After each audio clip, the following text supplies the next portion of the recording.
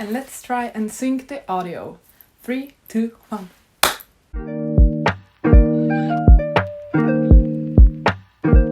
Hi friends, welcome back to my channel. Today I will be doing the mid-year freakout book tag. I'm honestly so excited about this tag. I remember last year I saw everyone do this tag and it was before I started my booktube channel. Part of me wanted to do it back then, but first of all I had not read that many books and second of all I didn't have a channel. So I knew last year that this is definitely a tag that I needed to do once I had a booktube channel. And now I do have a booktube channel, so of course I'm gonna make this tag. I was also tagged by Lauren to do these videos. Thank you so much, Lauren, and I will link her channel down below. Without any further ado, let's just get to the questions, shall we? First question of the tag is best book that you have read so far in 2021. I had a look at all of my 5-star reads of the year so far, and I'm fairly certain about this one. At the moment, I would say that my favorite book so far of this year, of 2021, is Anxious People by Fredrik Backman. I read this one in January, I believe. The reason why this is the best book of the year so far is because it introduced me to Fredrik Backman.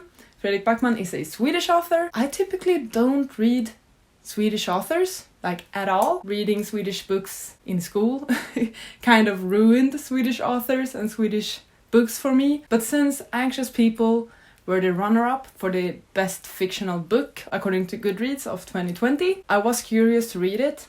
And this is Anxious People, it's just that it's the Swedish edition of the book. I love this book. I was so surprised by how much I enjoyed this book and Backman's writing. I think this is definitely the best book so far of this year, mainly because it introduced me to this author and to Swedish books. I feel like this book has definitely had a great impact in my reading for this year. This book is basically about a robbery gone wrong. We have a person that is about to rob a bank, but things doesn't really turn out the way that they expected to, and it sort of ends up as this hostage situation at a open house showing of an apartment, and there we have a bunch of different characters and we're getting to know them. It's just so much fun, but also so deep with a lot of meaning, and it really plays and tugs on your heartstrings. I think this is a hilarious and great book. Highly recommend this book if you have not read it yet. The next question is the best sequel that you read so far in 2021. For this one I am gonna have to go with Burning God by R.F. Kuang. This is the third and final book in the Poppy War series, and I started reading Poppy War last year. Completely fell in love with it, with the story, with the writing, with the action, with the characters, and this was the third and final installment in that series, and it wrecked me a lot. It completely broke me. Not really that much I can say about this book in particular without spoiling the previous books, but basically the Poppy War is a series where we are following Rin, who ends up going to this very prestigious military academy, and things happen from there. As the series says, there will be a war. I love these books. I think the pacing is great, the story is great, the development. I think it's so smart. I love the strategy talk in these books. I love the characters. This is one of the best series I've ever read. Highly recommend the Poppy War if you have not read it yet. I love this series so much. So of course this is the best sequel or series continuation that I read so far in 2021. I don't think you can see it. The spine is so beautifully cracked. I have a thing for cracked spines. I crack them as I go, as I read. Just seeing this makes me very happy because it means that I enjoy this book a lot. The next question is a new release that you have not read yet but want to. For that one I'm gonna go with The Gilded Ones by Namina Forna. This is one of my most anticipated reads of 2021, and the moment I could buy it I ordered it, and it's wonderfully floppy as well. I have not gotten to this yet. I'm not sure why, or I think it's because of my TBR with the randomization. I really want to get to this book since I've been anticipating it so much. Other books that I will mention is books that I don't really own yet, but I have ordered them, and it's Ace of Spades. Crazy excited about that one. Same with Tokyo Ever After. So those are the new releases so far in the year that I'm crazy excited about, and The Gilded Ones is definitely up there. So I need to get to this ASAP. It's stunning, it's gorgeous, and it's so floppy. Next question is most anticipated release for the second half of the year. For this one I'm gonna have to go with 6 Crimson Cranes by Elizabeth Lim and also XOXO by Axie O. I think these two will be released during either July or August, so quite soon. I'm sure that there are books that will be released during the fall and the winter that I will also be very excited about, but off the top of my head, those are the 2 books that I'm crazy excited about. Next question is biggest disappointment. I have a couple. First we have Wilder Girls. I listened to this one in April, I think, and I gave it 1 star. Did not enjoy it at all. The second one I will mention is These Violent Delights by Chloe Gong. This was it was boring and it was messy and not captivating or intriguing at all for me. It tried to do too many genres at once. I didn't really connect with the characters, so I was actually quite disappointed in this book, unfortunately, because I was very excited about it. The premise of it sounded amazing. I can mention 2 more quickly. The third one I'm gonna mention is Crush, which is the sequel to Crave. This is the sequel where the author decided to completely just mess up everything and introduce this love triangle thing, and I was so excited about this series. And now after I read the second book, I'm not sure if I will continue with it, because that second book ruined the series for me so much. The fourth book that disappointed me was A Princess in Theory. I read this from a romance reading vlog that I did back in February, and this was one of the most recommended books for me to read for that romance vlog. No, the writing didn't work for me at all. Those are my top 4 disappointments. We then have biggest surprise. I have 2 for this one. First, I'm gonna go back to Anxious People by Fredrik Backman. As I said, I very rarely read Swedish authors. Reading this one and enjoying it as much as I did was such a surprise for me. I did not expect it at all. Because of that, this is of course one of my greatest surprises of 2021. The second book I want to mention is Made in Korea. I very recently listened to this one, just like a week ago or something, and it's so entertaining and it's so well written and fun and interesting, and it has great characters and great family dynamics and relationships. And I thought it would be your typical easygoing, simple, feel-good YA contemporary, which it was, but like in the best way possible. Like it did everything right, kind of. And I'm surprised that I enjoyed it that much and didn't really have any complaints about it. And I was never bored.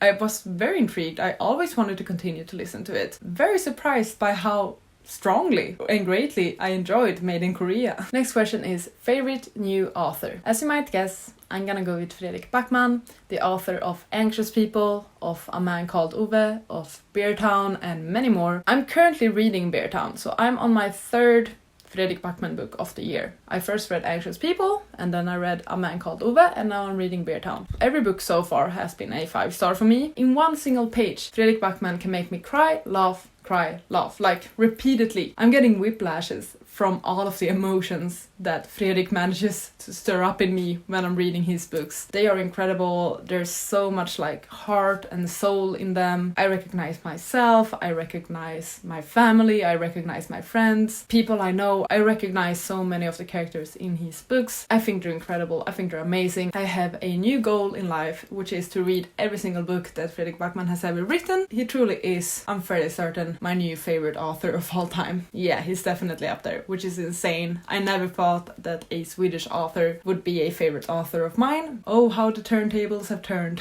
We then have newest fictional crush. I haven't really had any fictional crushes so far in the year, I think. Not really. If I'm gonna go with one person, I'm gonna have to say Michael from The Kiss Quotient. Michael did most things right. He was very dedicated to Stella, he was very smooth, very sexy, good guy. Yeah. Then we also have newest favorite character. Once again, I can't really think of that many, but I think I'm gonna have to go with Nikolai from the Shadow and Bone series. When he finally was introduced, I finally felt something for that series, because I honestly hadn't really been that impressed by the rest of the characters. Like, I felt pretty meh about them. I didn't dislike them, but I didn't like them. And then Nikolai was introduced, and he was fun, he was sassy, he had spunk, he was cocky, he was hilarious, but he was also deep. He was also your conflicted, emotional, insecure sort of boy. Yes, Nikolai. When Nikolai was finally introduced in the series, things changed for me. I got a lot more invested. I cared so much more about the book. So yeah, Nikolai, definitely one of the best characters so far in 2021 for me. We then have a book that made you cry. So far this year, 2 books have made me cry. 3, but 2. 2 at the moment, because I'm still currently reading the 3rd one. The first book that made me cry was The Burning God by R.F. Kuang. I remember finishing this book I was devastated. I was a mess. I called my friend and just cried on the phone. Like, she hasn't read the entire series. So she has no clue what I was upset about. I was so upset about how this book ended. I love the ending, but like it wrecked me. But I love endings that wreck you. I guess I love to hurt myself. I cried because of how this book and the series ended, but I also cried over the fact that I had finished this series and that there's nothing more for me to read. The second book that has made me cry so far this year was A Man Called Ove. Also like the final chapters or something. Yeah, I cried. You can see it in my vlog. A book that made you happy. For this one, I'm gonna go with Daisy Jones and the Six by Taylor Jenkins Reid. I loved this book. You can see I've tabbed it a bunch, and that is because this book made me laugh out loud like a maniac. I thought this book was so funny, so hilarious. I liked the format, I liked the story, the plot, the characters, the band. It was great. If you don't know, this book is about a fictional band during the 60s, 70s, I think. Basically, the way that this story is told is through an interview. It's told in this like documentary interview sort of format, which is so much fun. And what's hilarious about it is that everyone just remembers things very differently. It was hilarious, it was so much fun. I loved the dynamics between the characters. This book definitely made me very happy. I'm also just gonna have a quick shout out to Magic of Blood and Sea. I recently finished reading this one. This was a reread for me, and I just really enjoyed being back in this world, being back with these characters. So this book also made me very happy, but for like my own and personal reasons. Next question is the most beautiful book that you have bought so far this year. I have ordered a couple of books that I'm still waiting on, and I'm fairly certain that one of those books will be the most beautiful book that I bought so far this year, and that is like this special edition of The Count of Monte Cristo, which will go perfectly with my other like nicer letterbound edition sort of books. But one that I do have here that I'm gonna show you is the hardback edition of Yolk by Mary H.K. Choi. Now this might just look like your typical hardback with a dust jacket. This one has a couple of few special touches that I just find so unique, so beautiful. First of all, like the general cover is really stunning with the yellow and the girl that's falling. But hold up, wait for this. When you turn it, do you see? We have a girl at the front, a girl at the back, and they're freaking holding hands. And they have actually like put the hands on the pages. It's not even stenciled pages, but they have the hands holding on the freaking pages. Yeah, that's the reason why I got this hardback edition, because the paperbacks don't have this. But also, if you just remove the dust jacket, the book looks like this. I'm not sure if you can see it. It's sort of like this very shiny cover, but the girl is matte, and same on the backside. But then we have like the spine of the book, and it's like this very super bright yellow. And I just think it looks so crazy cool. I love the size of it. And like, look on the inside as well. It's stunning. Why don't more books look like this? And the hands. Genius! Then we have the final question. What books do you need to read by the end of the year? Basically my entire physical TBR. I really want to get to all of the 2021 releases that I have bought, because I want to read them so that I actively can participate in all of the like choice awards. Whenever you're voting on books, on new releases, I really do wish to be quite active in those. So that's why I'm trying to read as many 2021 releases as I can. I haven't really read that many yet, unfortunately, but I'm hoping that during the summer and the autumn I will catch up on that reading. Some of those books includes The Gilded Ones, Lore, Ace of Spades, Tokyo Ever After, XOXO, Six Crimson Cranes, basically all of my anticipated releases. But also like, if I'm gonna try and keep up with the releases, I should read Jade City and the sequel to this one, which is The Jade War, because I believe that the third book in this series is being released this autumn. It's called Jade Legacy, and I'm guessing that that book will also be on all of the like voting pages and such, so I should really get to this series. Looking past the 2021 releases, I also need to mention Gemini. I don't know how many TBRs and like videos I have mentioned now that I want to read this book. I need to read this book as soon as possible. For some reason I have not yet. I'm dying to get to this one. Like, I have it at my nightstand. It's been there for months because I want to have it close at hand so I can just grab it and read it. But for some reason I just haven't. So this is like, if I don't get to this book by the end of the year, that's a disgrace.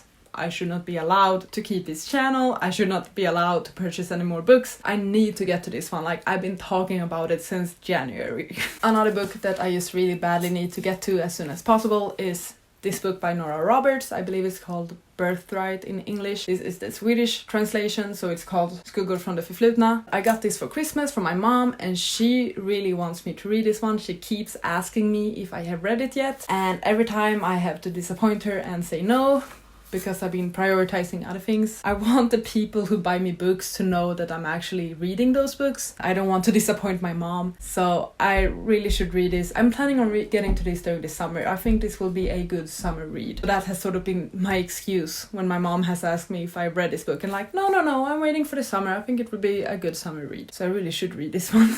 And I think that's sort of it for this tag then. I've had a good time reflecting on my reading so far during 2021. Honestly, my reading has been quite great. I've already hit my Goodreads goal. My goal for the year was to read 52 books. At this moment I have completed 57 books, and I have like more than half of the year left. And I'm so happy that I have a new favorite author and that I'm reading more Swedish books, but I'm also reading like contemporaries and fantasies, and I don't know, reading is so great. Reading is great. That's all I have to say. Start reading a book. Thank you so much for watching this video. I really hope that you enjoyed. Please take care, and I'll see you on the next one. Bye! You gotta just go for it. Don't think about what comes after or what came before.